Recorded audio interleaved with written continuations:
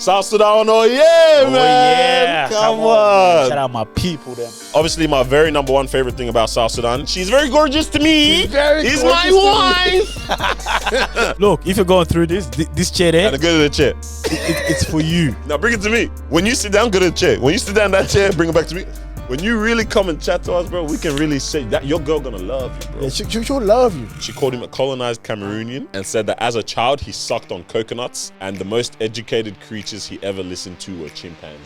Brother? No way. This lady? What are you guys talking about? I went to Egypt. I had a lovely holiday.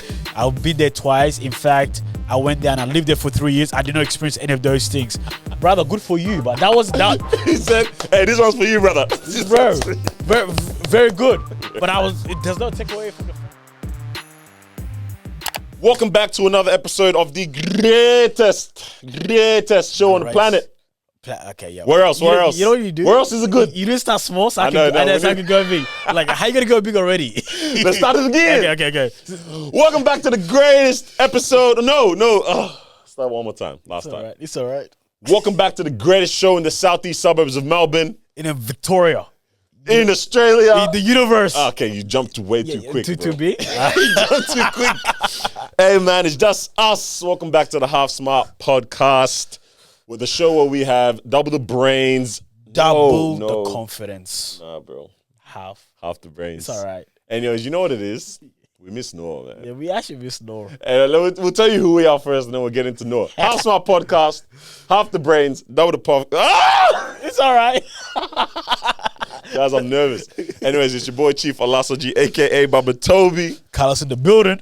All right, that was shambolics, man. But now we're chill. Yeah, now we have our heads screwed on properly. But daddy's home. Wait, you? No. I know. Unless you won't call me daddy, I don't know. Nah. Noor is back. He's back in Australia. One of the best messages I received. Yeah, because you know what's funny? All right, let me even tell you, bro. My messenger was playing up like maybe yesterday or 2 days ago. So I deleted the app. Yeah. I wasn't getting any messages. I tried to re-download so many times. It kept on saying cannot download. I'm like, what's going on, bro? Yeah, right. Somehow I found a way and I finally downloaded it like halfway through today. Yeah. When I first sent that message in the pod chat. And then I saw that there was chats. I said, oh, he's back, baby. You know, Noor is moving like my Nigerian friends. Talk to me how. And I'll tell you, it's a funny story. So last year when we all went to the UK, right? Obviously, it was the podcast group, and also went with my girlfriend at the time, now my fiance. Yeah. So I was right next to her. Obviously, everything was already booked. This was probably like August or just before that. And I was talking to people on the phone. They're like, "Yo, what do you do next week?" What? And I was like, "Haha, I'm actually going to the UK." Yeah. When? On the 28th of. And she was just looking at me, right? And then I got off the phone with her. She was like, "You tell people the exact date like of when you're going." Too many deets. And I was like, "What's wrong with that?" And then I realized with her, like she's been doing this for the longest. Yeah. And not just her. Like I just realized what our Nigerian friends, the community. Is it move in silence? It's like I am going, but they'll never tell you when they're going or when they're landing. Bro, let me tell you how bad it is. My mom has pulled up to Nigeria. I think she's only done this twice. Definitely, I know the twice, like 2 times ago when they went. Yeah. Pulled up. Didn't tell her siblings and stayed in a hotel. On the low key, she said, I just want to be able to get there and have peace firstly.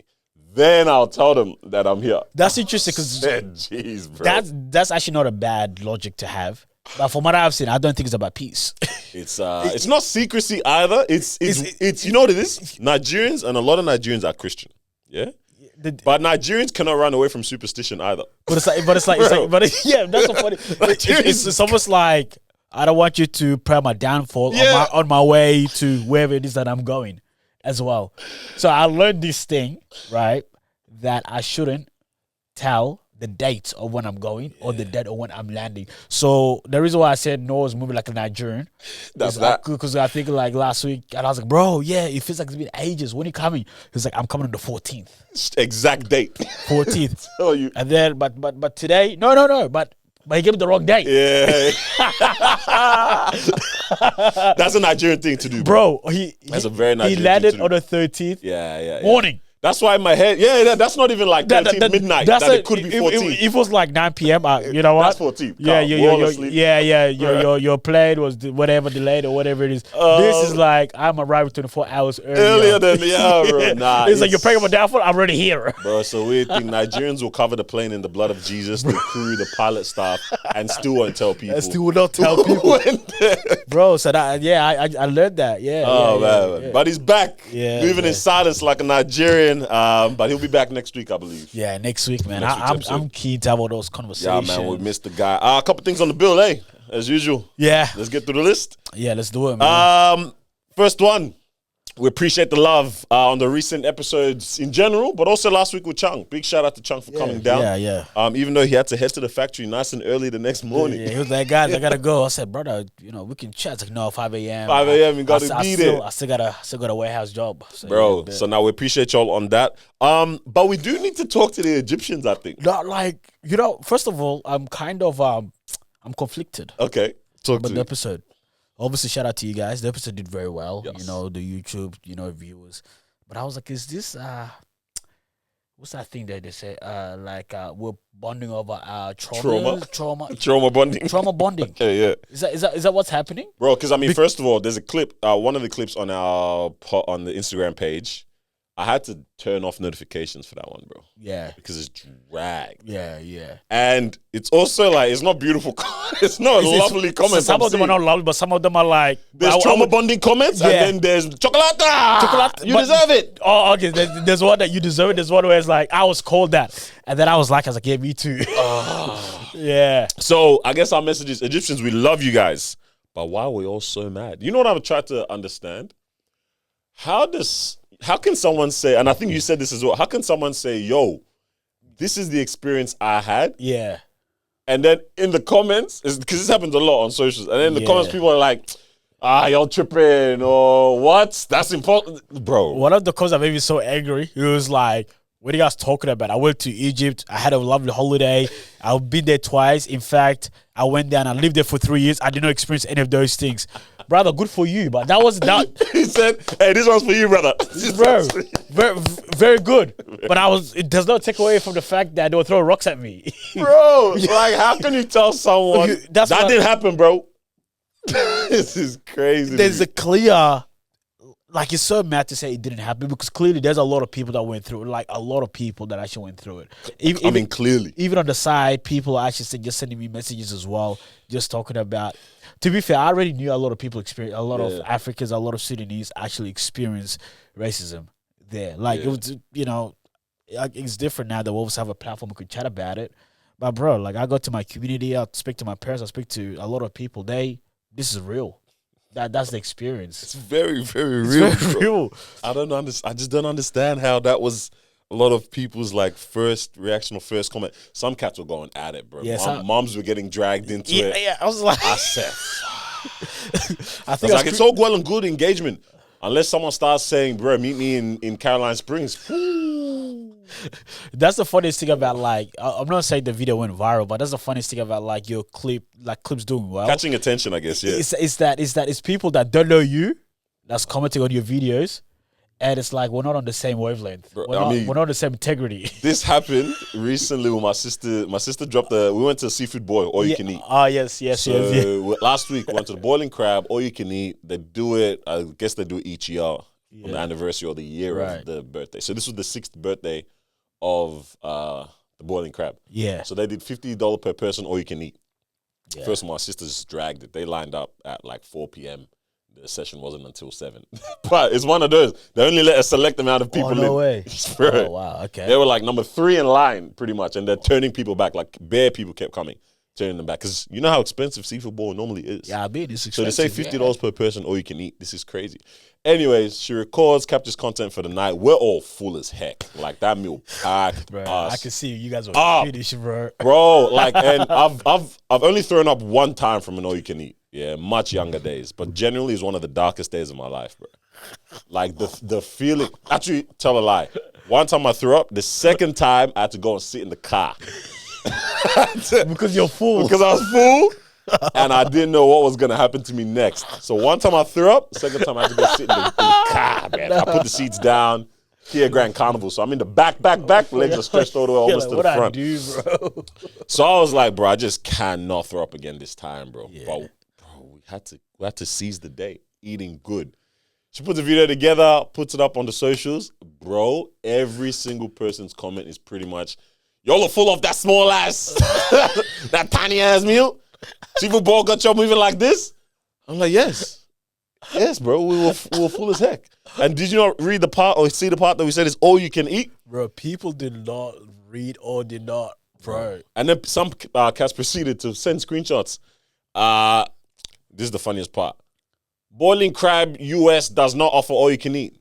When did we tell you we were in America? No, first of all, there's one that didn't even say US. It just says they don't do all you can eat. And then your sister literally took a screenshot, pop, all you can eat. And it's just like, what do I get from lying?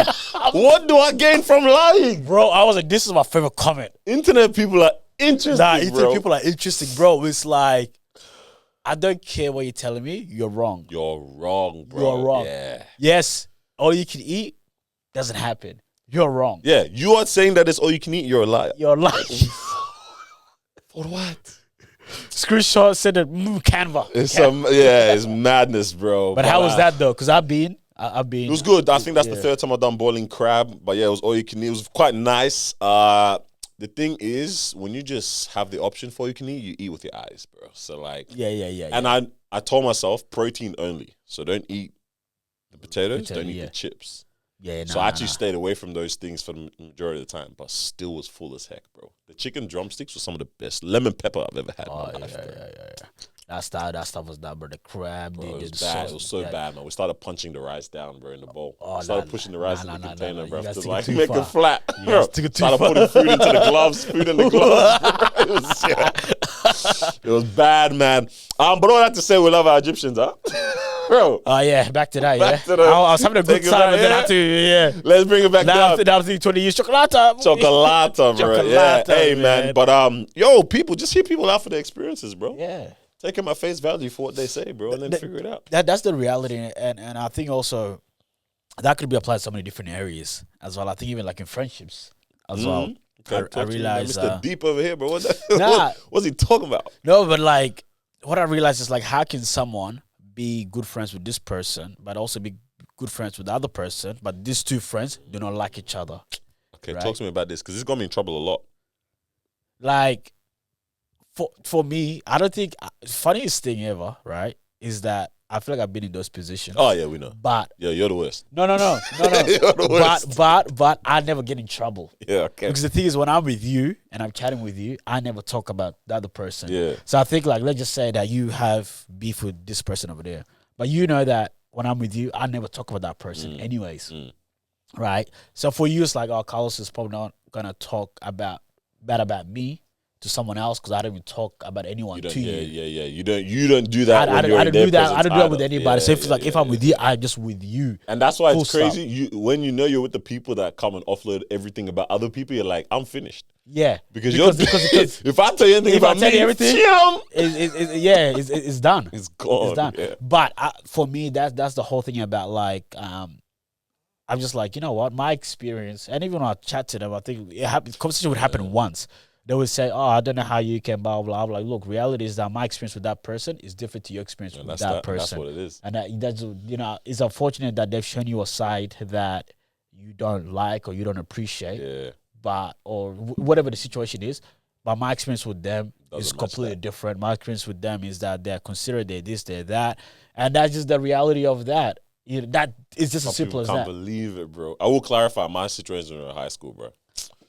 we didn't have the frontal lobe developed enough to realize that people can. Oh my gosh, I think you guys remember how many times I was. Yeah, that one is you're not allowed to be friends with anyone else that I don't like. But as an adult, I can be allowed. I can do whatever I want type thing. And you say, yeah. I feel like it happens all the time now. Like I would watch this person's story, they hang out with this person, and then the next day they would someone else that this person be with that person. But at the end of the day, it's just well grown. Everyone is entitled to. And that's what I'm realizing, that when it comes to the internet, bro, I think there's a lot of people that just don't have a developed mindset. Maybe because we've been able to grow up with the internet. A lot of people were stuck on the internet, didn't grow up in the real world, bro. And now they're bringing only internet mindsets to these things, bro. Sometimes I wonder if it's a 14-year-old child there, or if it's actually a grown person that's doing it. Like I don't like. Can't even tell. I need them to bring verification.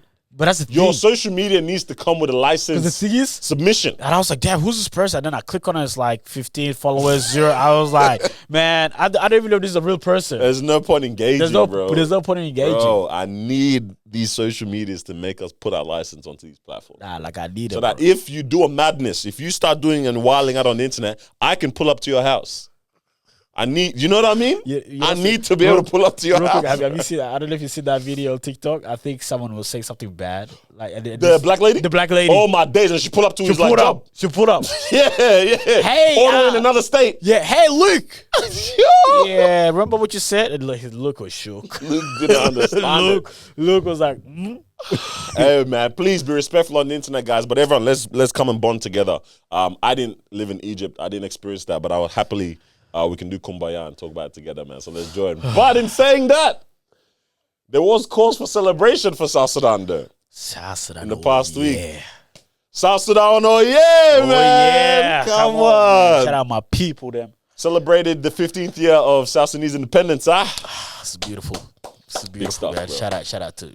I want to use this opportunity to say our favorite things about South Sudan. Yeah. So I'll let you go first as a South Sudan, as a native, as a national, and then me as an adopted son. As adopted, yeah. I will, as a self-proclaimed adopted son, but then also married into the community. Yeah. I will share the things that I. Yeah, you are Sudanese, bro. Yeah. Okay. Yeah. I will share the things I love about South Sudan. My favorite thing is the culture. Okay. That is absolutely very vanilla, easy. No. Cop out answer. But go for it. It actually is. Because you know what I mean, yeah? Like, I love going to our cultural day. Like, I don't miss that. Yeah. Right? Which one? Because you know what it is? And this, let me not get into my bag of what I love, yeah?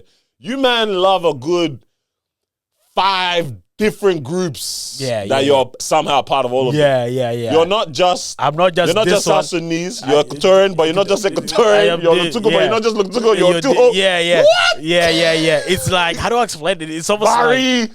that. Come on. It's almost like saying, like, I'm not from just Australia. I'm from Victoria. No, not just Victoria. Bro, imagine I did friggin'...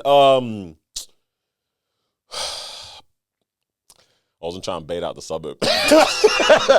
Imagine I did South Yarra in the, you know what I mean? Like South Yarra Community Day. But that's the reality, right? Bro. But for me, honestly, is my favorite thing. Like, I actually love the culture. I take part in a cultural day. Yeah. You might just be the leader. I think like low key. Like you should be elected. I am very passionate. Funny thing is, they actually sent a message. They're actually doing an election. Hey, brother, you got my vote. Yeah, say that more. I don't think you're invited. You're Nigerian. Okay. But I love it. Like, nothing makes me more proud when I go to this and I see the youth dancing, and when I'm dancing and I see everybody dancing. It's actually my favorite thing. But also, you know how it is, different tribes and so on as well, but also experiencing different. But I think my favorite thing is like seeing how proud we are of our culture. Like, we're not ashamed of our culture in any way, right? We are very proud. We dance, we speak the language. Oh yeah, you dance. No, but like don't worry, it's a part of my list. It's coming. Oh, it's fine. But it's like when we dance, we are proud of it. Yeah. Like it's a different. We're not just going like we just dance. It's like I am proud that I can do this dance. I love the uncles especially, bro. I think uncles dance more than aunties. Oh no, they do.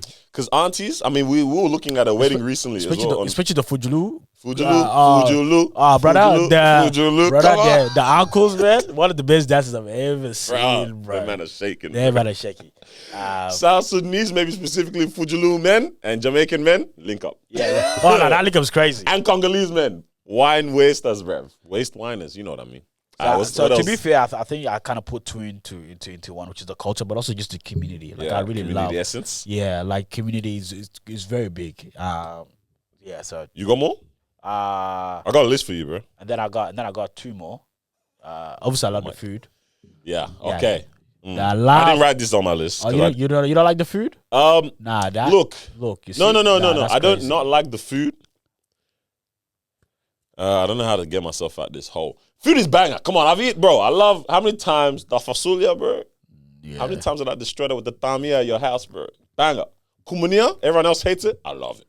I love. I just can't get behind a cob and full. Nah, that's crazy. Because I know those are staples, bro. I'll give you a quick story, and this literally happened like the last 2 weeks of how much I love Sudanese food. Yeah. I went to a Sudanese restaurant with my fiance. Yeah. We had the food, one of the best food that Sudanese food I've had. Yeah. Right? And my fiance, one of the best. She's the best, yeah? That was free information for you. She's the best. No. It's because she saw me enjoy Sudanese food so much that she ended up bonding with the lady, the owner. Yeah. The owner, husband and wife. The wife is pretty cool. They were like chopping it up. Yeah. And it's like, I want to learn how to do this food. She went to the restaurant the following week to actually learn Sudanese food. On her ones? On her ones. Yeah. She was like, hey, I want to come back next week. Yeah. Crazy. And then brother, first of all, ladies, take notes. Bro. That's beautiful. Bro. So the following week, I get a FaceTime. And then I look FaceTime, brother, she was in the kitchen. That's cold. But the thing is, if she was in the kitchen because she wants to work or anything, she even told, she was just like, hey, I actually want to learn this food. And then people are like, yeah, and one of the coolest, bro, please, guys, go check it out. Are you going to tell them? Sorry. Lulu Oasis. I've been seeing them pop off on TikTok. Did I send you a TikTok recently behind the cam? Don't worry. I saved it, yeah. Yeah, bro. They're fantastic. But anyways. Yeah. Cold. I said that to show you like how much I love Sudanese food. You didn't say you love a cob and full, but that's all right. That's all right. Nah, I got like yeah. But there's Komnia, Bamia. Bro, Dima is a banger. I can get behind that. Obviously, Mullah Khudra, bro. Yeah. What else, man? What's the other mullahs your man got, bro? I've got a lot. Some of the bangers. What's the top 3 mullahs, bro? Yeah, Bamia, Komnia, Khudra. Yeah, top 3. Yeah. And the last one is dark and beautiful, man. Dark and beautiful? Dark and beautiful. Skin-wise, obviously, right? Yeah, like... No, you're not being specific, like, yeah. I'm just saying, like, shout to this dark and beautiful, honest. I watched, this might sound off. I watched Avatar 3 yesterday. Okay, right. And obviously a lot of people are like, a lot of the I guess, references in which they take it's to develop Pandora and all these different tribes is taken from like specifically, I think they say like South Sudanese or maybe they'll say even Denka. specifically Denka tribe. Yeah, Denka tribe. Yeah. And then I think there was like some like Polynesian Islander communities as well for like number 2. Yeah. Number 3, I'm not too sure who them man are meant to be. Number 3 is that the water or the fire? Fire. Number 3 got some scary man, and I don't want to put that on anyone's any country. I'm not. Number 3, I'm not too sure who they were. But I was like, in watching, I was like, bro, you can see the very distinct physical features that they've taken note from and the cultural elements. It's a beautiful thing. Yeah. So, hey. Big up. South Sudan, oh yeah. Oh yeah. I'll give you guys my list then. Obviously, my very number 1 favorite thing about South Sudan, she's very gorgeous to me. She's my wife. Even though she is fraudulent, South Sudanese, she's half, man. You know what I mean? But my wife, number one favorite thing. I remember I've been waiting for this moment, yeah? Number 2 is my son. He's half, obviously, as well. Big up, Toby. I've been waiting for this moment. I want someone to ask me, yo, what's your type? Like, what type of women do you like, Daniel? You gonna say my wife? I want to say my wife. I've been waiting for this opportunity. Yeah, but my favorite thing about South Sudan is my wife. Number 2, you mentioned dancing before. I also love the dancing. I love the dancing so much that I'm so happy to do it for 30 minutes straight to the same song, running around in a circle at your weddings. Oh, so beautiful. I can't believe it. I love it. Sarcastic or you? No, I love it. I'm telling you all the things I love about it. I love it, bro. Okay. I love, even at the weddings and the events, I love that, maybe when I add up all the time, I love that there's probably a good year of my life I can never get back. Right. From having to listen to uncles and aunties give a speech at these events. And waiting for the event to start on time. Why is a baby shower starting at 1 a.m., bro? There's a good year of my life I think I can never get back. I love that so much as well from South Sudan, yes. That one I don't like. But I love it. I love it. I'm telling you about the things I love. I don't know what you. I don't know about you. Like, I just went to a traditional wedding on the weekend, and I was like, "Damn, it's 10:30, no food. Damn." Can we? Can we just talk about how that's not healthy? It's not healthy physically, and it's not healthy like for the community either. Because like, why are we eating bare late? That's what I'm saying. Like, we're gonna go sleep in 2 hours. Because I'm like, you always want to trace things back. Like how people act in one place is probably how they acted in another place, right? Yeah. So you want to look back and be like, oh, when they did traditional weddings like back home, like let's take it back a couple years, a couple decades, were people getting munch mad late as well? Nah, I don't think. Or is it like there was no concept of time? I think. Like, are we trying to fit? If you think about it, you get this booking for boom to boom. Yeah. You know what I mean? 3 p.m. bump in, 6 p.m. kickoff. That's when they want you to Yeah. do. But like, maybe back home, it's just, bro, when everyone's back from a long ass day and we're kicking this off at 9, 10 p.m. Because, bro, what do you mean? Yeah, you can be at an event celebrating a couple and the couple's not there till after midnight. But I don't know if it was like that back home. That's a good question. We need to figure this because out. I didn't figure out because I'm trying to figure out like if back home with the uncles doing 2-hour speeches. bro. I'll never forget the day I went to a traditional wedding. This is like 4 years ago. I went to a traditional wedding, and then uncles were doing mad speeches. Yeah, the venue they say got to get out of there by 12 a.m. Right? They finished the speeches at 11:30. We danced for 30 minutes. The venue said wrap it up. The uncles got angry, and I was like, "Who angry at? Who? Like you should have been angry 2 hours ago. You should be angry at yourself. Oh, my days, man. Hey, you should be angry at yourself. And this is what I'm saying. I've let's say for the past 15, how long now? Maybe 15, 16 years. I've been, privy to South Sudanese culture and been hanging around, but you've been doing this your whole life. So you've got at least 3 years of your life you can't get back. Yeah. I think when you add it up, it's probably 3 hours that it's 3 years, my friend. Sorry. 3 years of your life. Sorry, 3 years. Yeah, 3 hours is just one event. Literally, bro. Yeah. I love how you can tell when a Sudanese auntie has been in the room. Has been or anywhere. Has been in the what? In the room or anywhere. You can tell that she's been around. Because, bro, the perfume and the bukhur is too strong, bro. I'll tell this to the day I'm out of here, bro.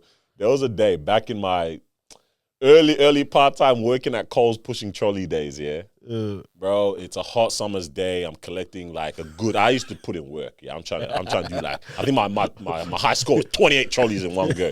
Put the double strap it even, bro. 28 trolleys pushing, sweating. And I'm about to get back into the store. I'm like, yeah, that's strong. I was like, bro, I bet you when I walk inside, I'm gonna see a Sudanese auntie. Brother, lo and behold, I walk in through the sliding doors, bruv. I look to my left, auntie. I said, man, this is crazy, bro. How strong is this perfume? Bro, there was a day, Turbs came back from his grandma's house, bro. I had to change him, bro. I had to change him. I said, this perfume is up. Turbs smells like perfume. But I love that. I love that for you guys, I like it. They're them. They're doing them. The last one I have, or second last, I love the memes that we've been given from South Sudan. Is it milk? Is it cheat? I cannot tell. I love I cannot believe my eyes. I love that. Obviously your boy Bangs as well. That's an Australian icon. Yeah. I love that white boy that sings Arusa China Gang Gang. Arusa China Gang Gang. That white boy that sings it on the TikTok as well. Beautiful video, man. Yeah. So I got to give it up to South Sudan. Some good songs. And then obviously lastly, I got to give it up to South Sudan for the athletes, the rappers, the models, the strong sense of community that's written in the DNA, and bringing culture and energy to this chill. city. You got a better list than me. My list is clear. Yeah, damn, bro. I'm bringing that culture and energy to this city. Honestly, bro, for the phrases that we use, the vibe, a lot of the stuff that people are like doing when it comes to maybe fashion or creative. I guess I'm surprised when it's like, I guess I'm surprised when it's like I'm talking to someone that they actually use like Arabic phrase. I was just like, where you get that from? What you know about that? And like the thing is, they're not even African. So, but it's who you hanging around? Yeah, who you hanging around? Bro, bare people are getting adopted into the community. Bro. Yeah, nah, it's proper culture, man. So South Sudan, oh yay! Yeah, shout out to my people, man. Yeah, man. I think that's it. Now your PSA. My PSA actually came like I was just thinking about it. It's on the weekend. I went to a traditional wedding. You know, so funny. Like you could go to a traditional wedding, you can be there for a couple of hours, and my favorite part of a traditional wedding is sitting next to my friend for 2 hours just chatting.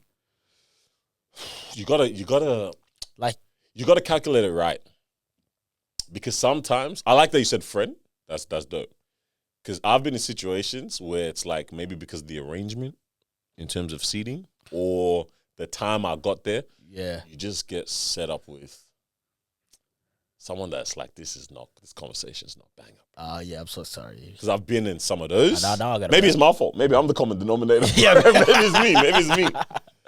But there's been the iconic ones. Yeah, the iconic ones where it's like, bro, I actually love those moments where you go, wow, I went to a good event, or I just went to an event, and you're telling me my favorite part from that whole event is a conversation with someone. I couldn't tell you when the couple came in. Got no idea what songs they played. I forgot how the guy looks. Yeah, crazy. My PSA just comes from that conversation, which is to communicate your goals to your friends, like your group of friends. Yes. And I think the reason why I say that, we had a very nice conversation, and I realized the things that he wanted to do are some of the connections in which I have as well. If it's through, it might not be me personally, but it's like, oh man, there was literally an opportunity last week.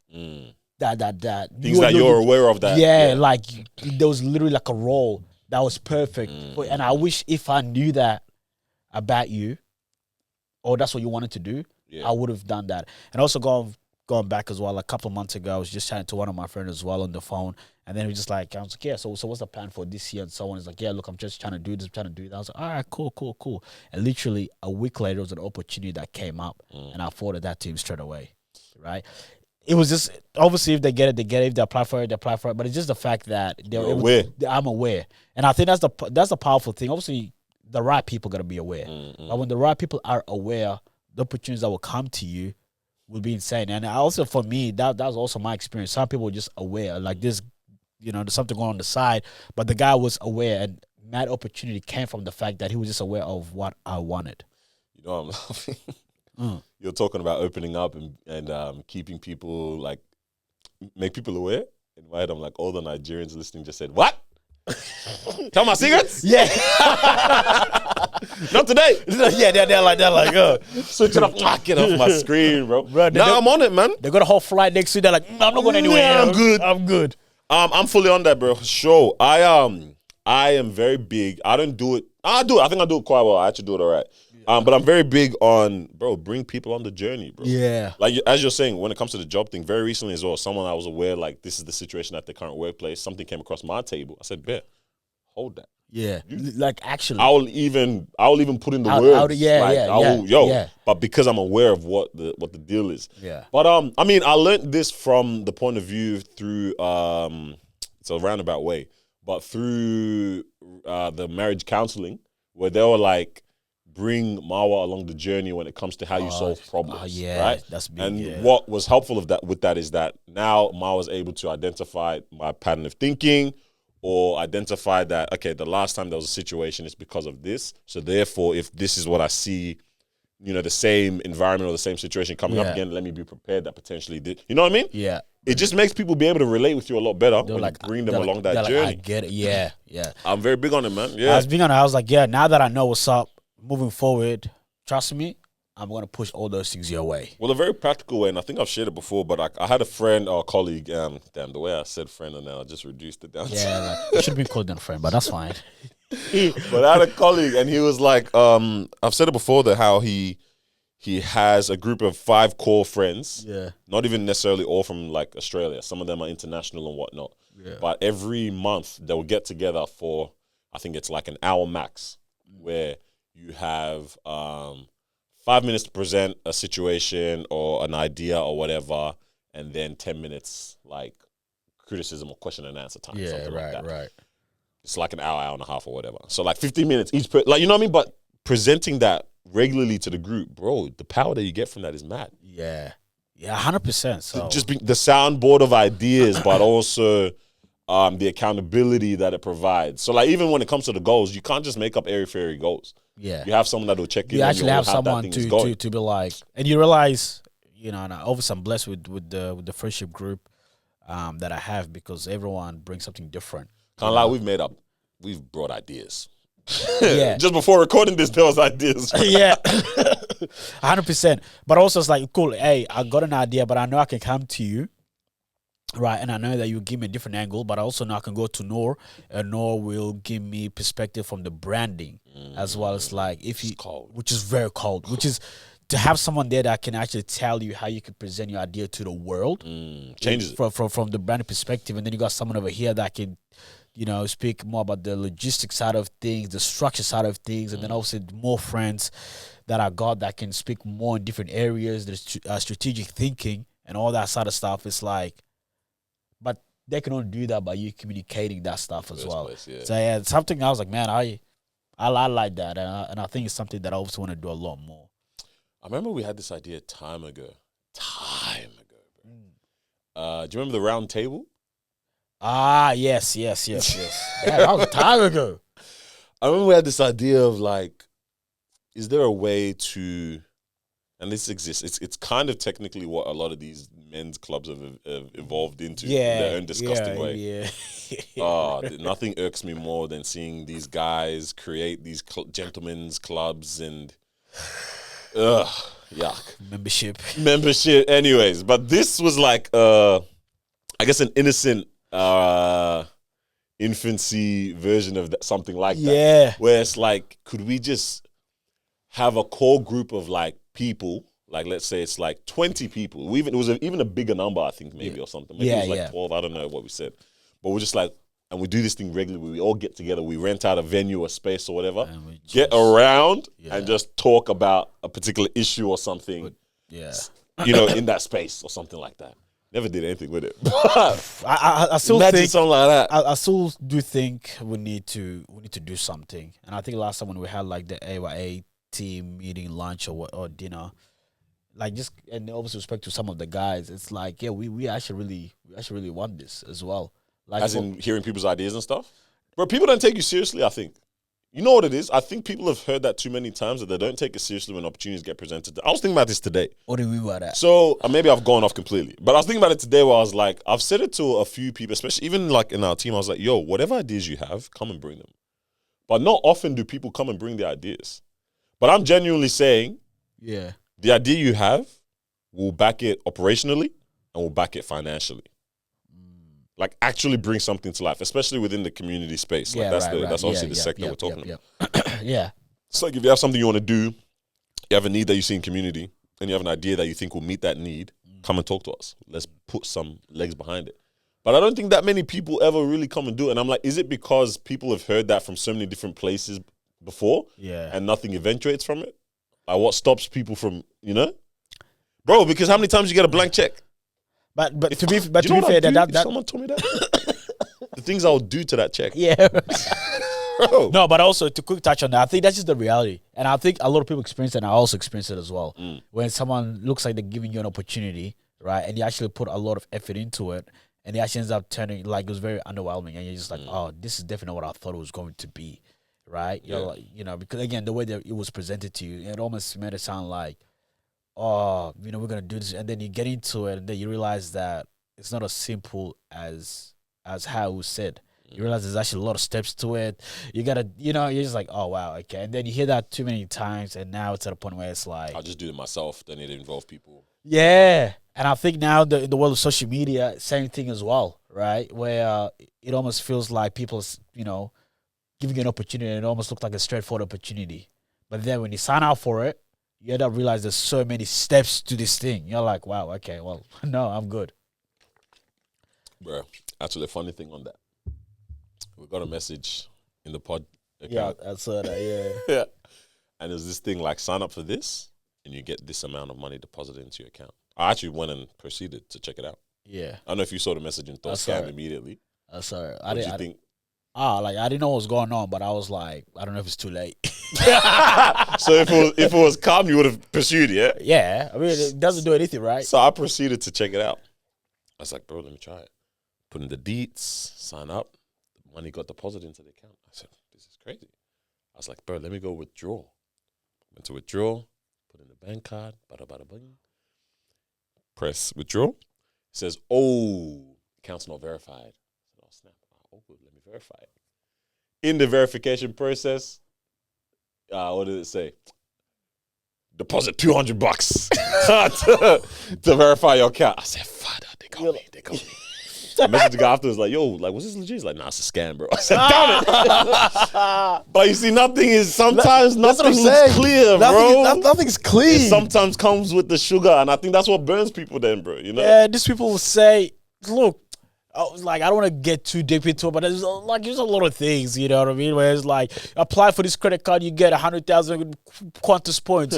We'll look at that asterisk. They're like, oh, but you only spend this much. No, we're not going to give you this. You're like, you know, what's going on, you know? So I think definitely people experience it in different areas as well. Things are not, what I learned from that whole side of stuff is terms and conditions. I know it sounds boring, but Charles, just copy it and throw that thing in Claude and you're good. That's facts. Yeah, I mean, we've got AI now. You can let that thing read for you. But hey, man, I'm thinking, yo, at the end of the day, don't let it stop you from going out and sharing sharing your ideas. Or when the opportunity presents itself, actually pursuing it. You know what I mean? Definitely with the right people, obviously. Yeah. But I mean, there's definitely like a level of accountability that's there too. On the topic of, because that was at a wedding, huh? On the topic of weddings, I actually have a PSA of my own. Yeah, okay. I'm not sure if the people remember, but you've dropped it a couple of times in the set. But this guy is about to be married, bro. Yeah, wow. This brother's a fiancé. Yes. I don't have a ring to show it, but that's an annoying thing for the guys, So people don't know. What did she do for you, huh? To be fair, she's gone to learn some South Sudanese. Yeah, she went to learn Bamia. Bamia. So, to be honest, that macaroni gonna slap. You know what I mean? It is. But bro, the wedding's on the way, man. The wedding's on the way. You know what? It's a stressful time. I'm so sorry. You know what is so beautiful about having, and you know what's funny? I said this more recently. I was like, bro, I'm just so happy that like we don't have to plan anything right now. Like we're just in the house. Man. We're just chilling. I said, bro, I feel for our friends, our relatives right now that is the stress. It's so crazy because I feel like it only compounds and gets more and more. It does. I'm looking forward to the day after the wedding. I said this during our wedding as well. I said the day that I'm most excited for is the morning after the wedding. Not because I'm like the wedding's gonna be annoying, whatever. I'm just like, that's the day everything is done. And now it's new horizons. But I'll be honest. I mean, also I'm not gonna say too much or whatever. But like, I think the wedding planning is calm. You know, I think for me, it's not so much of that. I think it's more about the surrounding stuff as well. Like I think the wedding is more like, honestly, if I just had the wedding to plan, I would be happy. What does that mean? Because is that not the whole thing? Like everything that surrounds it is because of the wedding. So it's like by nature of planning the wedding, everything that surrounds it comes in too, no? Well, that could be different for different people, right? Because I'm also doing things that's actually not in relation to the wedding. Oh, but now you're talking marriage. But yes. But now trying to do things right to set ourselves up nicely for marriage. Yep. And I think those are the things that's a bit more stressful than the actual wedding, for me at least. Because I'm not gonna lie, there's some things I'm kind of forcing it. Yeah. Right? Now you're adding the stress to yourself. Like I'm adding the stress to myself. But it's because of the life you want to set up. But if it works out, or when it works out, right? I know that it's going to be something that's going to be beautiful. So my whole thing is not so much about the wedding. Again, it's just more about the marriage. And I think that's the two things that and I've been speaking a lot to my pastors about it as well. There's a wedding, obviously, and then there's a marriage at the end of the day. Bro, right? That's what people forget sometimes. Yeah. So it's like, the wedding is obviously you're planning, you're putting the stuff together, the venue, blah blah blah, all that kind of stuff. But the marriage on the other end is very different, and I think it's different because reality is that when it comes to the wedding, a lot of us going to go through similar experiences. Right, like what you went through when it comes to the wedding. Yeah. You know, hey, especially the fact that, like, I mean, for one, where even this exact same two cultures coming together, not exact same, but South Sudanese and you know what I mean? It's the clash of two powerful cultures, loud cultures, that kind of stuff. Exactly. Yeah. But generally, when people are getting married, typically be like, oh, vendors, photographer, catering, venues, the normal things. So the normal things, right? The second part to it is the marriage, right? And this is where everyone differs. The question is, what do you want your marriage to look like? And depending on how and what you want your marriage to look like, that will now depend on what kind of work you need to do beforehand. Because if someone goes, I just want my marriage to look like this, like that, and we're just going to go off and do this, maybe the work they need to do beforehand in lead up to the marriage is not going to be as stressful. Yeah. But for other people who's like, no, we want our marriage to look like this. Right. Again, there's nothing wrong with it. Nah, there's everything. But the level of effort there's everything. now changes. I'm gonna go on wax and say, bro, every couple needs to go through even something as simple as premarital. I've said it bro, you know how shook out. Like, I'll talk to colleagues and just people, specifically a lot of the time, like westernized cultures, like Australian, whatever, right?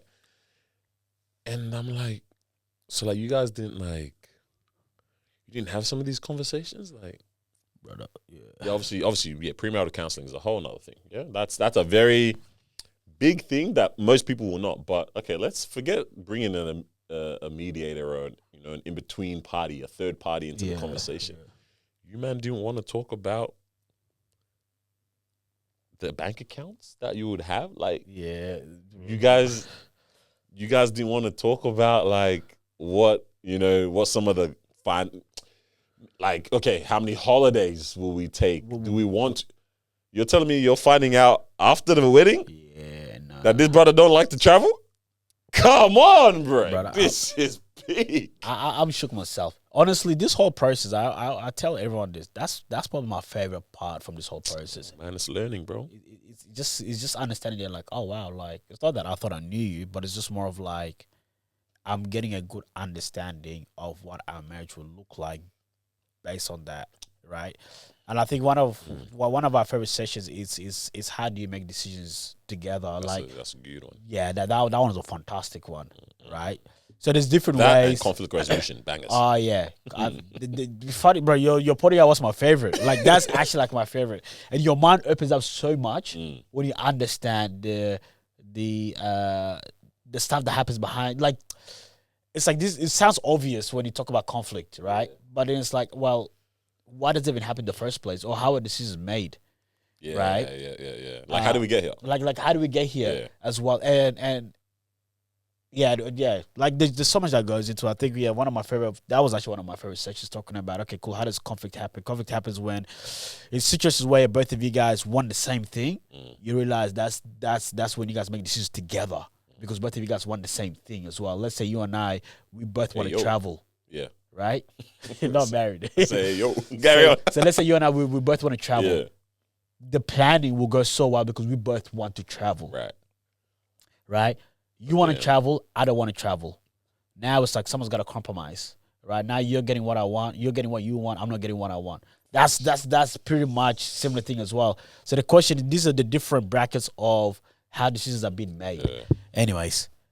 That's like, I'm like, this people are missing out on like, this stuff, is like, bro. This is how you get to know each other. You know, a question I have. Each other as well. I actually wrote this question down, bro, and I will ask it. What does it look like? Because obviously I've got my perspective, but you're in it right now. You know, I just clocked as well, bro. Doesn't even feel like it, but freak, this is everyone. Everyone say congratulations. Carlos was so excited for your wedding, but also, bro, it's about to be 3 years, man. Freak. Yeah. Everyone say congratulations to me too. I want it. Tell me congrats. I need money. I need my congratulations. You're in this right now. Oh, yeah, you're about to be 3 years, is what you said? Yeah, we're about to be 3 years married, bro. Oh, Time flew by, bruv. Am I right? Someone fact check me off cam. Oh, wow, bro. Bro, so 3 years ago I went through the same thing, yeah? Congratulations. Thank you. That's why I said put in the comments, give me the money. What does it look like for you guys, yeah?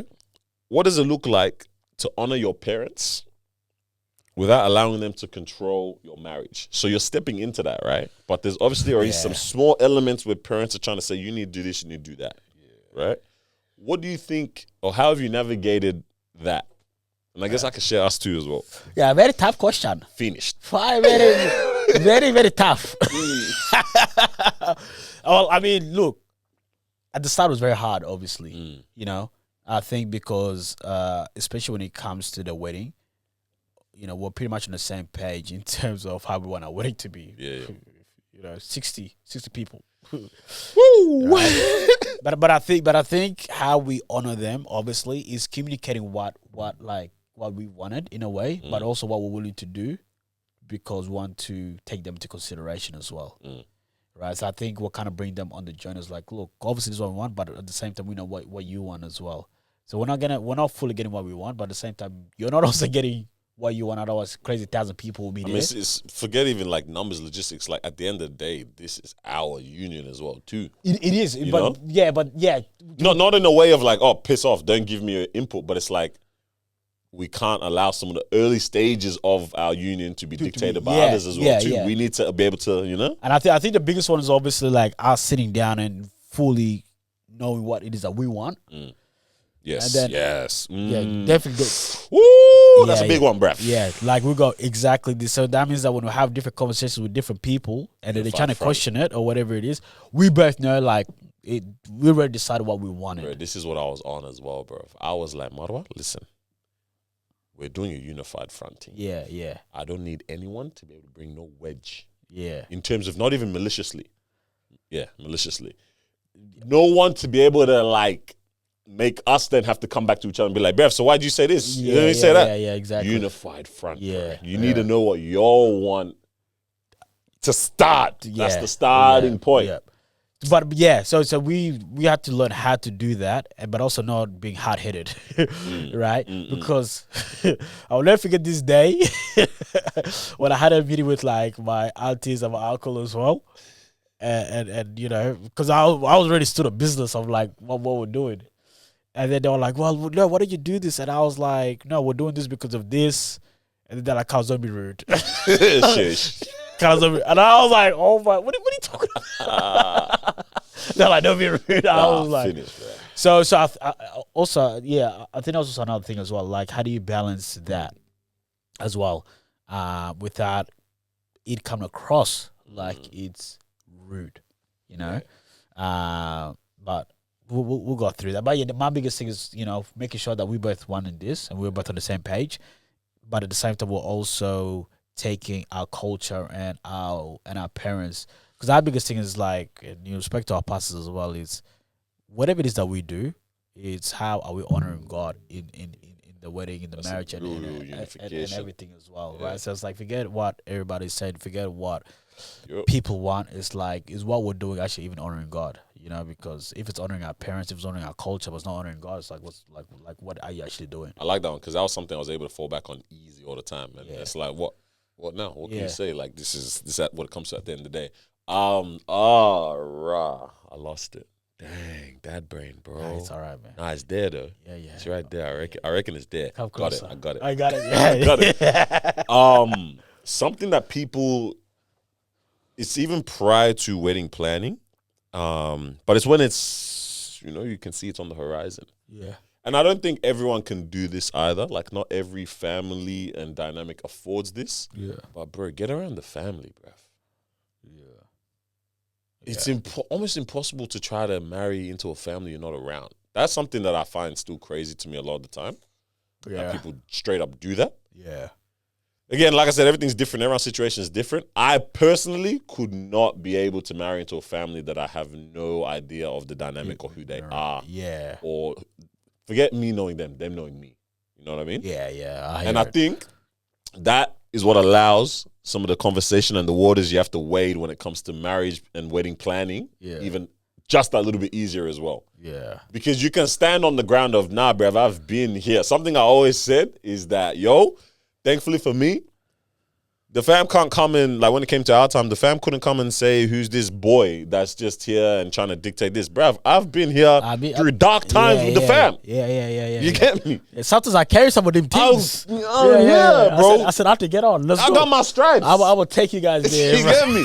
So it's like, you can talk with authority and confidence 100%. because it's like, they also view you from the point of view of like, you're not just some, you're actually here for the long run. And I think a lot of people fail to do that. They don't get around... You know what I mean? Get around like siblings. Siblings is elementary. That's the easiest one. That's the easiest. Bro, if you don't even get around them, man, finish. And that's the easiest one as well. You know what I'm saying? Like, that's actually the easiest one to kind of... To be fair, it's, I don't want to be like... That's what I said. I get that there's some dynamics that don't afford it. But where they do, it's your responsibility to do so. When they do, it's like, okay, like, what's going on? Right? To be fair, there's a lot, right? And what I realize is, this is my own personal journey. Obviously, other men who's gone through it, who are currently going through it, they might have a complete different experience to me. Yeah. Right? But that's why I was big on the whole thing of like that round table. Because there's going to be people, like one of my friends reached out to me, is like, hey, big man, like I'm trying to get a ring. Yeah. You know what I mean? Like what you saying? I was able to send him a couple of things, able to send him to a couple of stores and all that stuff as well. I was able to, give him some stuff. So now he knows where he can go to at least start that process. But also, the wedding process, the marriage process, it's something that needs to start like, for a man at least, 2 years before you even do it. Crazy. 100%. And the reason why I say 2 years is because there's so many layers to it. And when we say start, maybe it is just the idea in your mind. That's the idea. What does your life look like? What does that look like?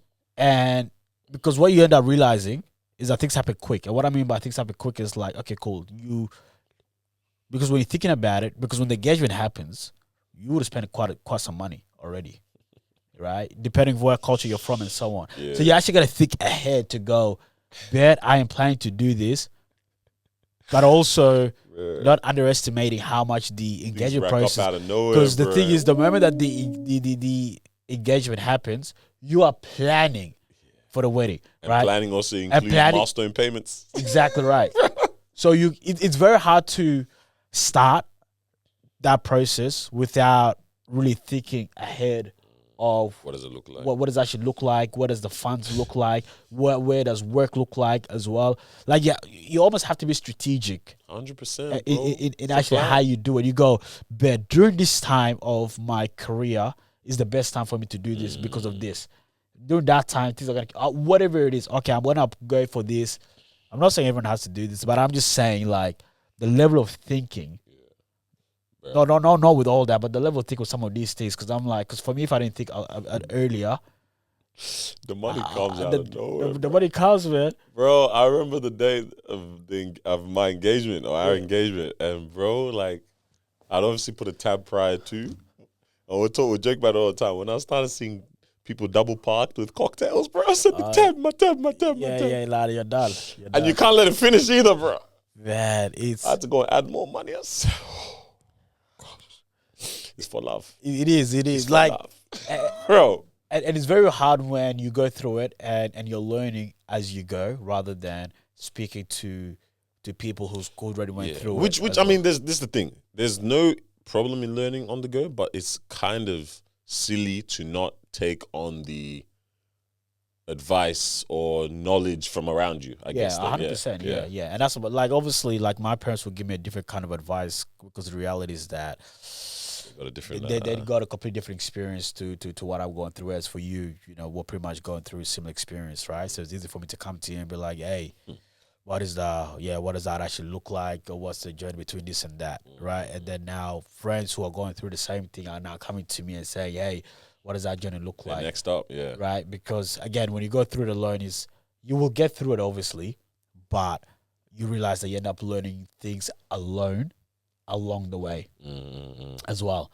And you go, oh snap, I actually should have prepared this better, or I should have done that better.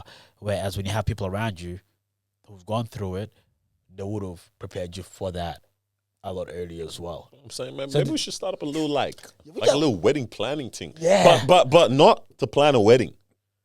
Like as in not to plan the logistic wedding. Yeah, not to, but almost like a mindset wedding planning for maybe for the guys. Yeah, I think when you do some. Do you know what I mean? Like, fellas, is it when you want to think about marrying her that they come to us? Like, you know, Janky Promoters, that movie, bro. I can't remember who was in it, but back in the days. But on some, like we look dodgy, yeah. Like, we're just two bros. You know what I'm saying? Why is it not coming to us? But trust me, you come and take a seat on this chair right here. But we can set you up, bro. Oh, the camera's not on. But that chair over there. Now switch it. Switch it to that chair. That chair right there is for you. Hey, producer, is the chair on? Switch it to that. The chair is on. That's for you. That's for you. Brother, come now, bring it back. Yeah, tell him. To go to him first. He's got something he wants to say. Look, if you're going through this chair there. And go to the chair. It's for you. Now bring it to me. Yeah, go to Danny now. We can really, when you sit down, go to the chair. When you sit down in that chair, bring it back to me. When you really come and chat to us, bro, we can really say that your girl gonna love you, bro. Yeah, she'll love you. She's gonna say, "What the heck? How was this process so smooth for us, bro?" Because you know what, I give them a bit of sauce. Because I had a whole weekend kind of situation. You know, did the engagement? Yeah. You took it to another level. I proposed on the Thursday. Broski dropped the GQ magazine front cover page spread. Yeah, did the proposal on a nice dinner on a Thursday. Saturday we had I think we went somewhere on Friday, and then on Saturday we had a photo shoot. Yeah, killed it. We, I locked in and you lined it all up. I locked in the studio. We had our suit, our clothes ready as well. We had an engagement shoot, so we just like pop, banger. You know what I mean? Yeah. Now, Mao to this day hates the photos for our engagement. So why didn't you let me dress up? I thought she looked beautiful. Because she said, why didn't you let me wear that? I thought she looked great, bro. What's your type? My wife. But that's what I'm saying. Again, it's good. It's understanding what they want. So I'm like, you know what? I'm gonna let you know there's a photo shoot. Right, but I won't let you. I'll tell you when there's a photo. Like after the engagement, I'm like, by the way, there's a photo shoot. You know what I'm saying? Now that allows them to look their best. Prep them. They can't complain. Man, these are the things, bro. This is just the things. I think 1-800. Give a good name. This is where you need Noor for the marketing. Far out, yeah. Bro. See this is where the marketing comes in. 1-800. I want to get married. I don't know. But you see now, no one can call it. It's not that good. Okay, yeah. Yeah. I think that's a banger. I was trying to remember if I had anything else for my PSA. The one thing I will say, the way the family dynamics like change when your partner, when you guys are both part of each other's families, is a beautiful and interesting thing to watch. Oh yeah, like just the way the dynamics are. Like I love it, bro. I tell myself I'm Mao's mom's favorite child. Yeah, she's using words they've never heard before. What was that one? Love? I love him. Who? Said, hey, love. I said, yeah. Is that me? And guess what? She's not talking to Tobes. Bro, I remember Miles' nephew's like, bro, anytime you guys say you want munch, she'll leave the house, go to the shops. And he's like, bro, I've been at home waiting for good. I've been waiting for the kumania, bro. What's going on? Where's the kumania? Where's Bamia? Where's my Bamia, bro? You get me, man. So yeah, the dynamics is very dope to see. I think Mao is my mom's favorite child now as well too. Oh yeah, your mom loves Mao. So like, and she'll believe Mao above anything I'll say as well too. Yeah, like Mao could be whooping my ass, bro. My mom will come and ask me, what did I do to provoke Mao? Yeah, get me, bro. Yeah, it's beautiful, man. I really like that. Yeah, it's interesting. I think it's beautiful time, man. Yeah, we'll revisit. I don't know if I'm the favorite yet. We'll get there. The fact, you got an interesting dynamic because there's a lot that came in, a lot of men at the same time. There's a lot of favorite sons. Two. I thought I was the only one. Another one said, I'm getting married to her sister. And I'm getting married too. And I'm getting married too. Yeah, so you got competition, bro. And they're all good guys. You got competition. They're all fantastic guys. That dynamic is I think I put up one time, the guy had a big gift for mommy. I said, okay. You said, that's how we're moving, yeah? That's how we're moving, yeah? I'll be there for every birthday. That's a serious one, bro. Yeah. Now it's fun, man. It's actually fun, It's one of my favorite things, and I encourage a lot of people to pursue that as well. People, like we said, pay ID Carlos at 04. I'm not gonna say it on here. Yeah, I got another number that you can pay ID to. It's literally just for that. My email. Sort it out. Hey man, let's send some gifts. Time is running out, but we've got a couple topics that we'll run through. Actually, maybe mainly just one. I just feel like we gave you guys all the goss on the man. You know what? You guys deserve it. They deserve it. They've been rocking with us, man. We've been holding it down while we've been. I realize sometimes we just talk a lot of topics, but they're like, they're like, how's baby Tobes? You know what? They're like, how's the wedding? You know what? Carlos is engaged. How are you? Yeah, who are you? Eventually, Miles gonna come back proper, and we'll do a full blown like even parent type situation. Yeah, man, bro. You know, eventually, man. And I will be the producer on that app. You'll be the producer. I'll just do the switching. Or just come and sit down and soak it in. And just take notes. We got some facts, man.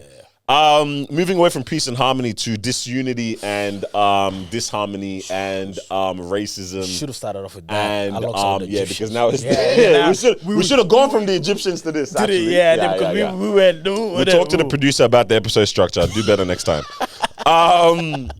This is a quick topic. So World Cup is still going on. Yeah. Obviously, like we said, Noor is back. But by the time we shoot our next episode, the World Cup will be over because finals are coming up. No, not this episode. By the time we shoot our next episode, World Cup is over. Yeah, bro. Oh wow. Oh, it's very quick, bro. Oh, to be fair, just over. The semis is tomorrow. That's what I'm saying. By the time we film our next episode, our World Cup is over. So there's been some very beautiful things that we've been able to take in. Genuinely, like this has been a very, very entertaining. It's been entertaining. You know how I love it? Marwa doesn't watch sport too much, but she can get behind it, and she's in the know-how. This year, she took it to another level. Yeah. In terms of knowing what's going on. How do you think Bellingham is going to do? Bellingham who? What are you doing when I'm away? Who's coming over to this house? Bro. And it's just showing you the amount of content that is coming out of this in different ways. Oh, he got a second yellow, this, that.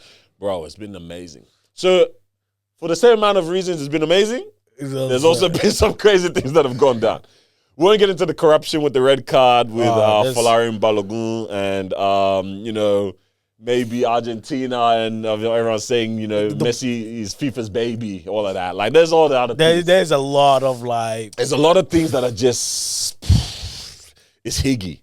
But it also adds to the drama. I can say I'm entertained because I'm not playing, bro. And Nigeria's not even there. Yeah. So I'm there literally. Maybe you can be annoyed for the integrity of the sport. Because I think that's what it is. I think people like, government and all that stuff. Yeah, there's things that are like this like Trump. What do you... You don't want to see these in the sport. The world sport as well. Yeah, like what do you mean? Oh, we should review it. And then just because Trump said it, now everyone's like, yeah, let's review it.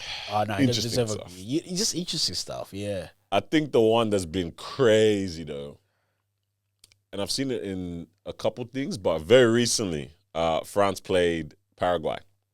Yeah. This would have been the round of 16 match. Yeah. And that was a 1-0 game. Yeah. And I think Mbappé scored a pen. That was the only goal that was scored that game. It was a tight game. Very tight game. But those guys were playing. And it was brutal, bro. Yeah. Like Paraguay was there to play. Not dirty in the sense of like injure you, but it was towing that line. But a rough ball, man. Yeah, it was crazy. But it was a tight game, tight match. Obviously, they finally take the dub, and you see that smile that the dictator cracks right in front of the keeper, even when like they've done it. Yeah, I think he refused to shake his hand and stuff like that. It was all that. So it was a very tense game. Yeah, and then. And I think, actually, this is a separate thing. But then after the match, this is something that made the headlines essentially. The Paraguayan Senator Celeste Amaria, she posted severely racist and xenophobic. You know, you can't speak.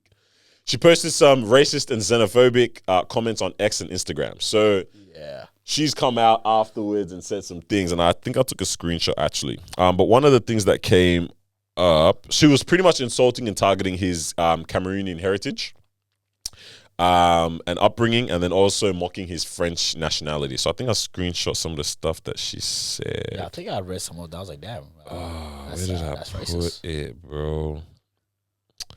Dang, did I not put the... Nah, I didn't put it in here. I think she'd said some things around like the comment was pretty mad. It was a madness, yeah. I just it was definitely can't find it now. I thought I wrote a screenshot and put it down here, man.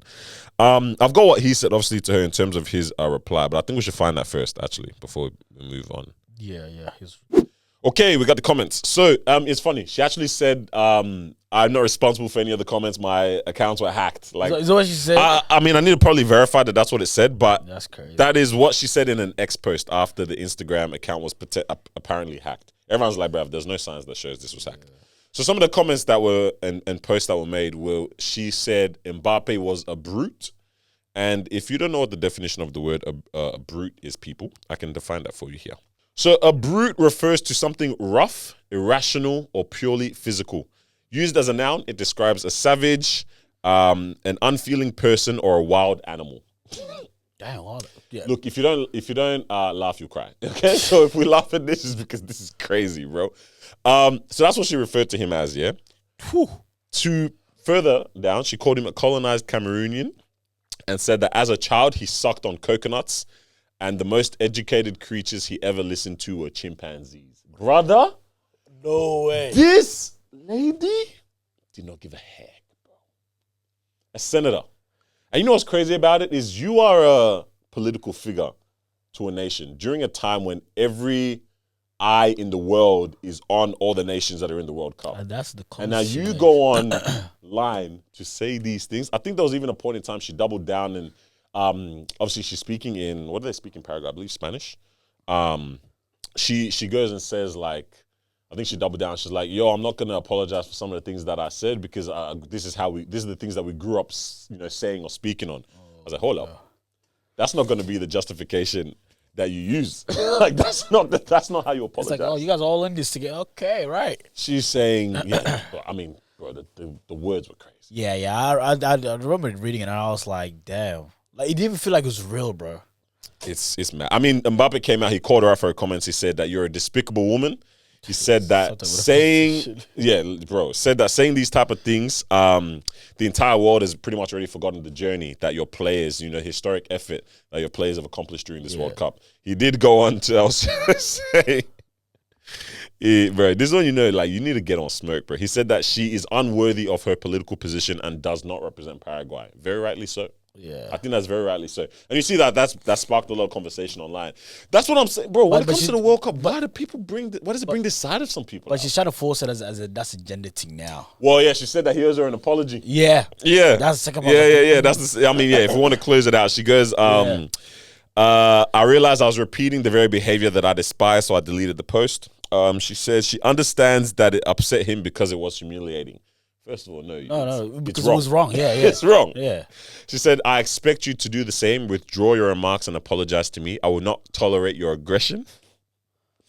She's still going down the sentiment of this brute thing, man. You have no idea who I am. What does that mean? Is that a threat? And you have no right to say that I'm a despicable woman unworthy of the office I hold. This is gender-based violence, plain and simple. It is political violence against a woman who reached her position through the votes of her people. Retract your remarks, honor your French citizenship, and apologize to me. Nah, come on. Illusion at the finest level. That's bro. like, bro.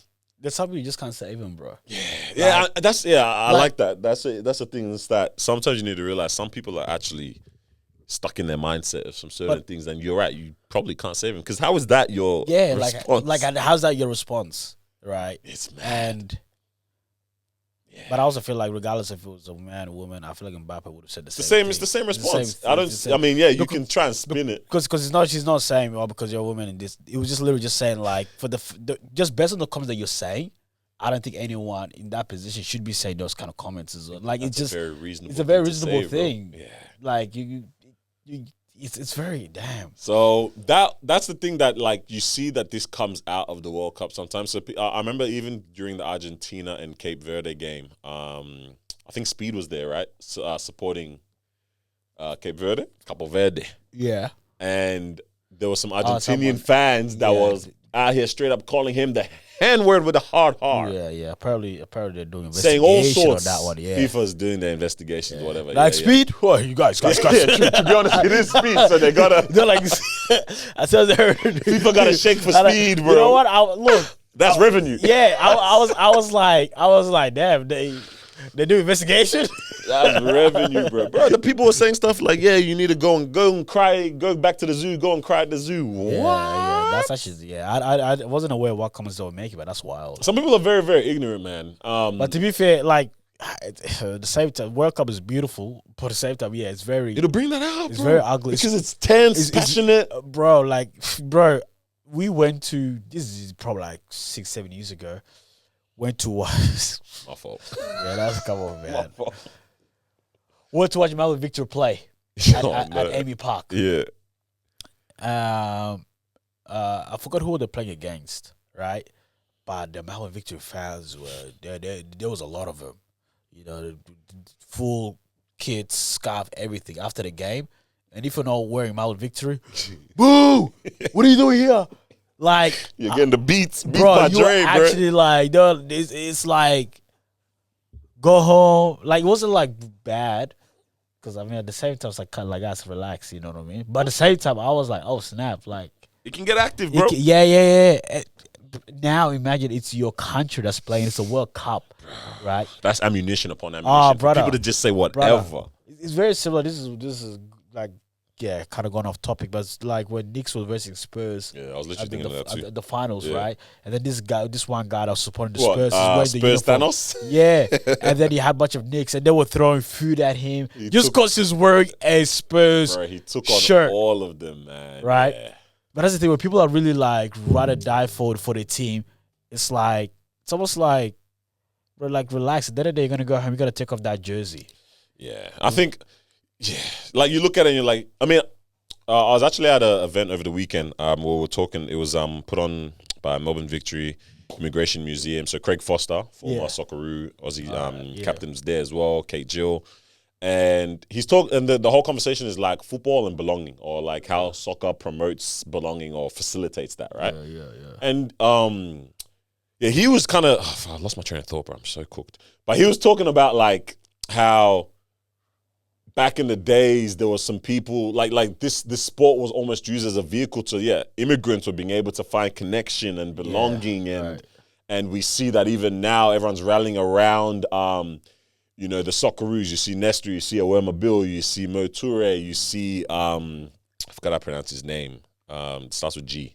But or Yengi as well too, right? Yeah. But like, and you look at all this and you're like, you look at those players, or you look at the Socceroos and like, that is Australia, right? But yet we don't now take it a step further and be like, oh, but then I also support the Burundian community, or I also support, like, what, the South Sudanese community. When like you celebrate and platform these people when it comes to this, but then you won't now do the same when it's like the everyday. Like, I like South Sudanese, but I only like them when they're playing with the green and gold. You know what I mean? But not when I'm in my community in the Southeast or whatever. You know what I mean? Stuff like that. And I think that's why a lot of the times when they do play on that high level, and the media says Australian blah blah blah, and then people go correction, African Australia or Sudanese blah blah or whatever it is.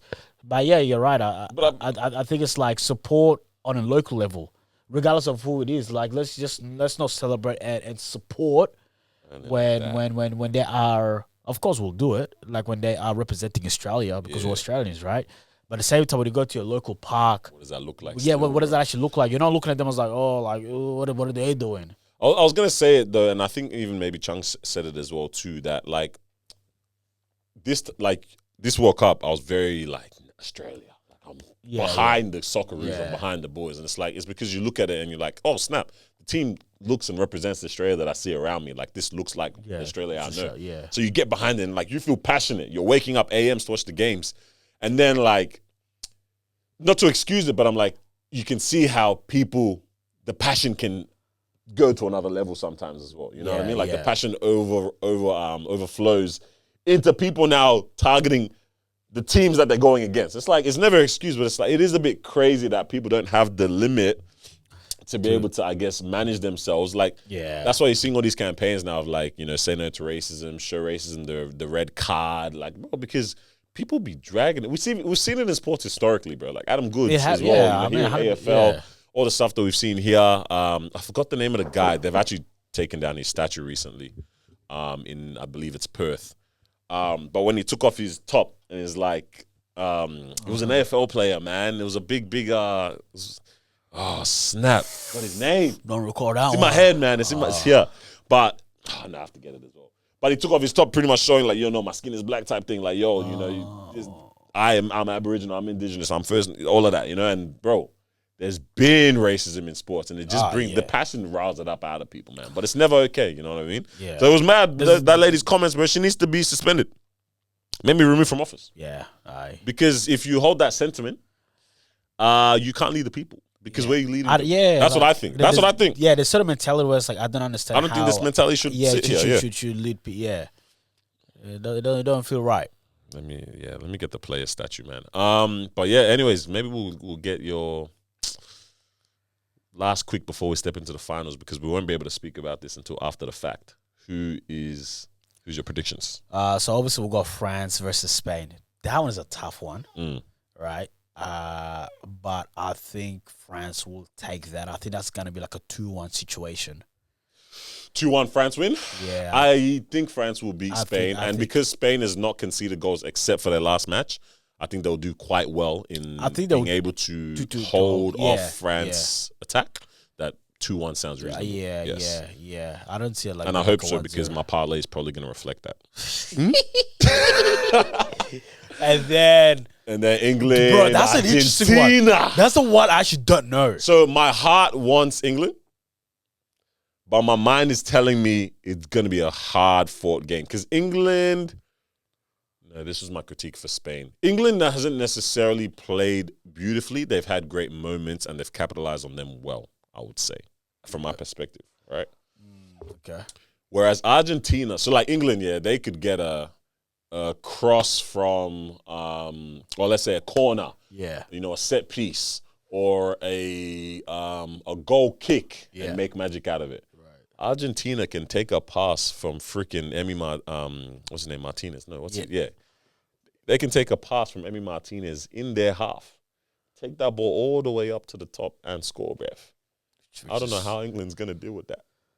Bro, like there is rough. Argentina's because I've been watching the last couple of games. They're very interesting to me because their win comes from like the last 30 minutes. Pretty much the last 2 to 3 games, yes. Looks bro, like it, like I forgot what game it was. It was a mind-blowing game to me. It was probably the Cape Verde game, maybe, or oh no, sorry, no, it would have been the Egypt one. Egypt. Yes. Brother, first of all, like how were you down? Like you're already down. It was I think it was. Yeah, I think it was 2-0. Yeah. And then they scored the first goal on the 78th minute. And then scored another one. I was like, bro. How do we get here? Like, how you score your last 3 goals in 15? Like, bro, it was the craziest thing to me. And then they did the same thing in the next game. Who was the next game?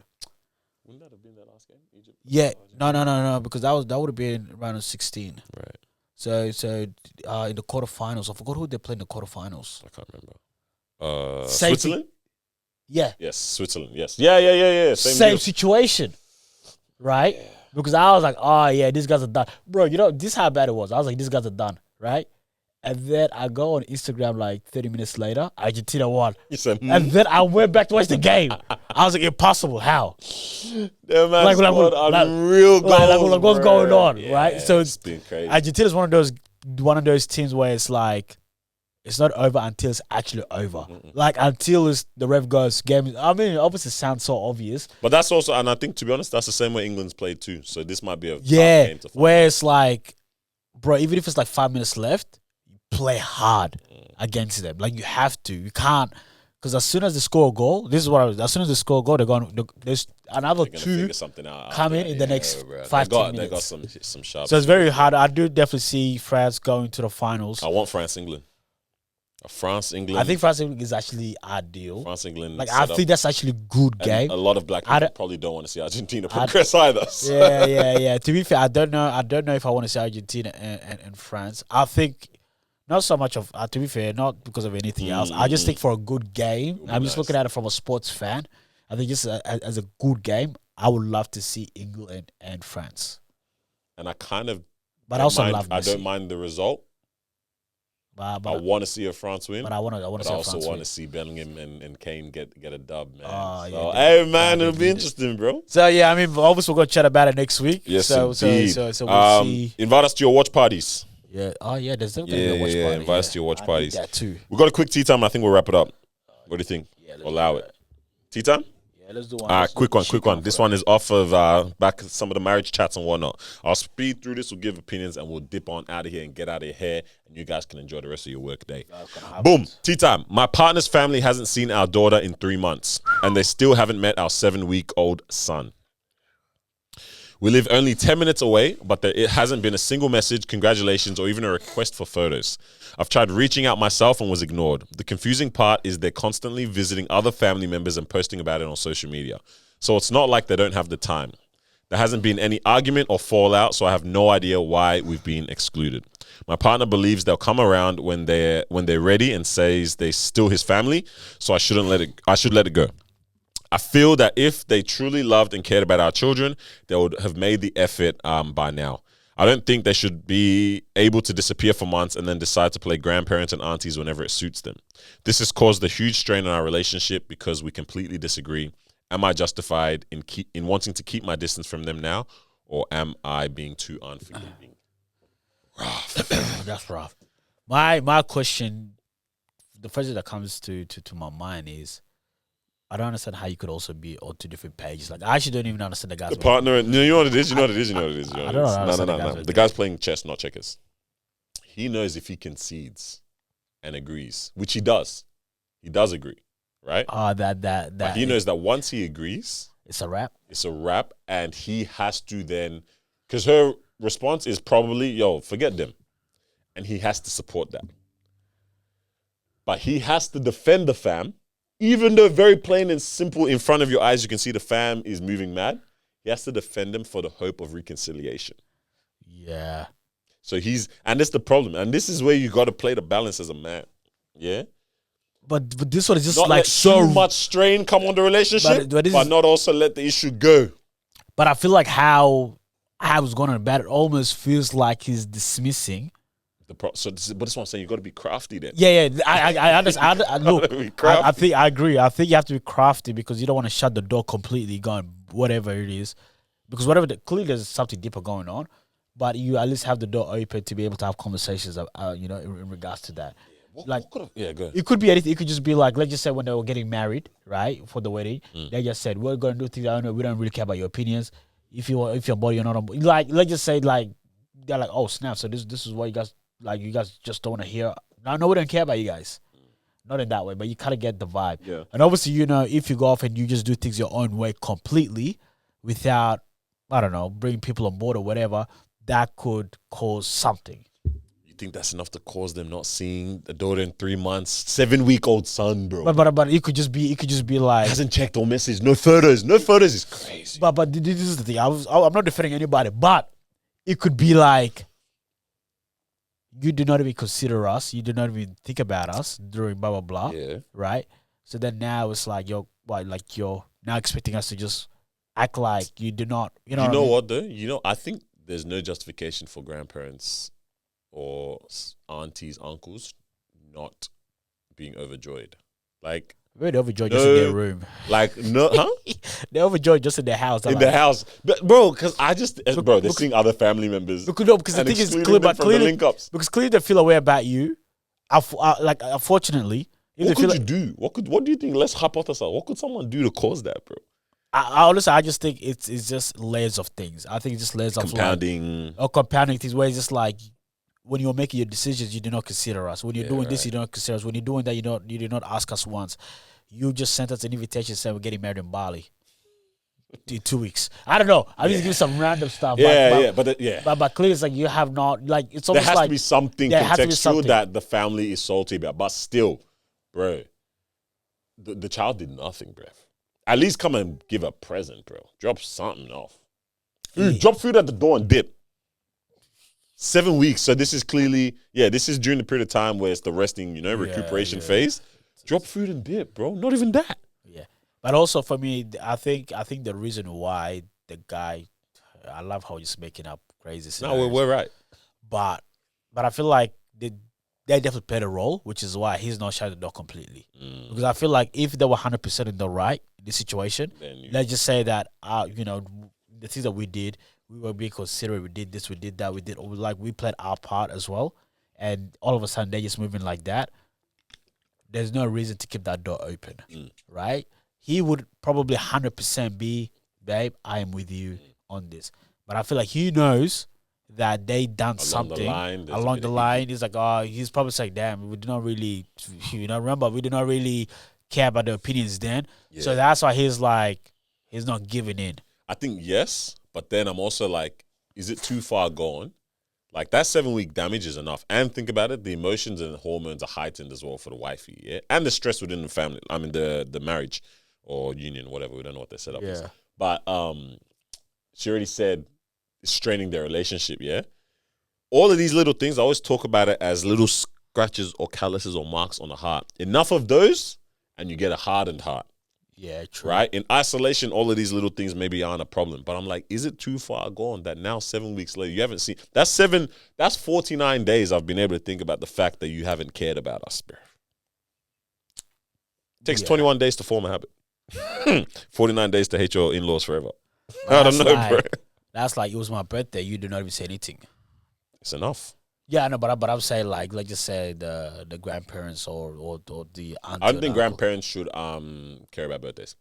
What? They're human, bro. They're human. I don't know. After 55, you shouldn't care if someone doesn't have a birthday. I don't know. I think that's what it matters the most. Of these, you greedy goat. First of all, like, compared to like 24, like, nothing wrong with it. Yeah, I don't know. Nah, man, if I find out that my in-laws are mad because I didn't say no happy birthday, bruv, if you want to come and see our child, it's a fisticuffs. Nah, like, I'm just giving fisticuffs on you know, but it's just like that. Like, you knew, you did not come to my graduation, you did not come to my birthday, you didn't even say anything. So it's like, those are the moments. It's a tit for tat probably in this. Yeah, and I think for them, they now feel like you actually don't care about us. It's like, well, we don't really care about you. I think you open up the door and see what they do with that. Like, you address it directly. Hey, guys, we'd love to invite you over. If they don't, then it's on them now at that point. But see, in that situation, like, the fact that they have not even reached out to the family to be like, what's going on? Because think about it, like, he could just be like, hey, broski, like, why haven't you done this? That tells you. Chat to your mans as well, too. Like, that tells you that there's something there. Something, like, it's very clear. Why your husband not able to call or speak to the fam? I keep saying husband, mans, whatever it is, yeah. But he knows. We're saying all this to say, go to premarital counseling, hey? Yeah. Pretty much. Meet the family beforehand, bro. Meet the family, understand the family, make sure you like him as well. And don't be racist. I don't know. Just do that in there. Just tied in. Maybe they could be racist. You know that video of the kid? I told you it wasn't going to be black. Maybe the family is not a fan of the kid. Yeah, maybe he knows. Maybe they're Argentinian. No, I'm not going to do that. Yeah. Hey, man, I think that's us, eh? Yeah, man. I think that's us. I hope those guys figure it out, man. Yeah. But, address it directly. Any announcements for the people? Anything else? I think we'll give them some good public announcements today. Cool, man. Stay tuned for next week. Noor is back. We've got some cool guests that are lined up. Just need to lock them in. Shout out to everyone that's been here in the meantime as well. And that's us. That's us. Make sure you like, share, comment, subscribe. Big up the producer behind the scenes for doing their big one as always. Yes, and then let's remember this. Whether you're at the start, full of heart, life's been blown apart, let's say it together. You're only half smart. Yeah, he whispered it, but that's all right. Yeah, but you can hear me. Peace. Love. Freak. Wow. Oh. Nah, he clutched it. He clutched